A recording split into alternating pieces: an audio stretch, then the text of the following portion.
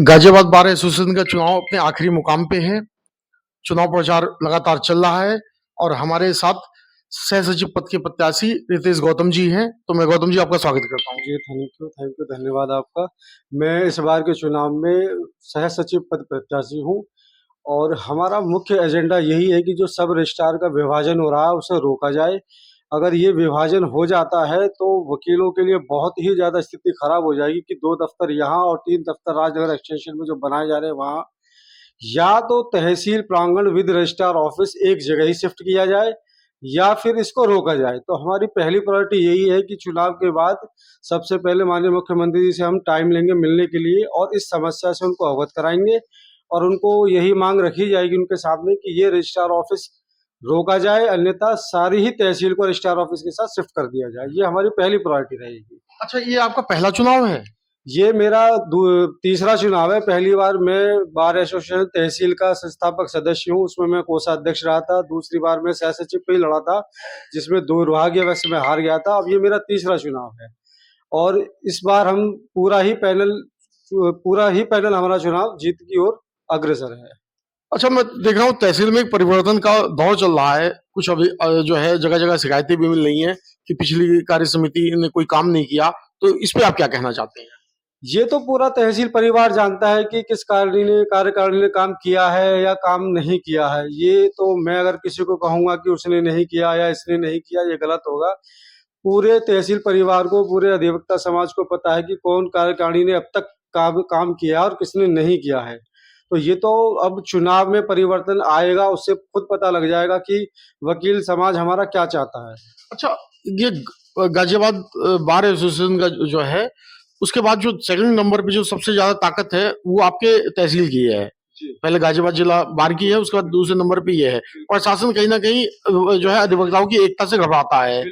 तो लोग बता रहे हैं इसी वजह से ये जो साजिश रची जा रही है कि राजनगर एक्सटेंशन में यहाँ के तहसील को शिफ्ट करने की, तो ये इसी वजह से रची जा रही है। इस पे क्या कहना है आपका? बिल्कुल, ये गाजियाबाद में जो भी प्रशासन अधिकारी हैं, वकील की एकता को बिल्कुल तोड़ना चाहते हैं, क्योंकि गाजियाबाद तहसील से बहुत ही ज़्यादा हर महीने या प्रतिदिन का रेवेन्यू जाता है।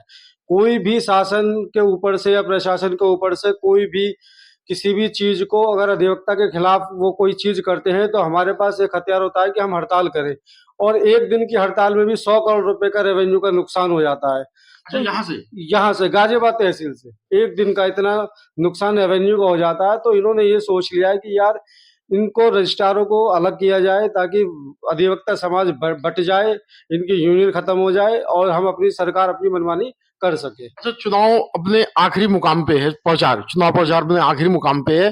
तो आप अपने अधिवक्ता भाइयों से कुछ अपील आप करना चाहते हैं हमारे चैनल के माध्यम से? मैं अपने सभी अधिवक्ता साथियों से विनम्र निवेदन करूंगा कि पूरे पैनल को मुझ खुद स्वयं प्रत्याशी को ज्यादा से ज्यादा वोट देकर विजयी बनाए और हमारा जो मुद्दा है और हमारा ये मुद्दा जब से हमने चुनाव लड़ना शुरू करा है यही मुद्दा रहा है कि रजिस्ट्रार विभाजन नहीं किया जाए और इसमें हमें विजयी दिलाकर हमारा हौसला अफजाई करें और हम हमारे साथ कंधे से कंधा मिलाकर रहे और हम इसको रोक कर ही रहेंगे। अच्छा, मैं कल आखिरी सवाल ये पूछना चाहता हूँ। कल मैंने जो है आपके पैनल के अध्यक्ष भाटी जी का इंटरव्यू लिया था। उन्होंने कहा था कि ये जो तहसील का विभाजन हो रहा है ये वकीलों के साथ अन्याय है और उसके साथ साथ आम जनता के साथ भी बहुत ज्यादा अन्याय है। बिल्कुल, ये वकीलों के साथ अन्याय है, दस्तावेज लेखकों के साथ अन्याय है और आम जन के लिए भी अन्याय है कि अगर दफ्तर अलग हो जाएंगे और दफ्तर तहसील न्यायिक कार्य भी तहसील में होता है, कृषि की परमिशन लेनी पड़ती है, दाखिल खारिज होता है।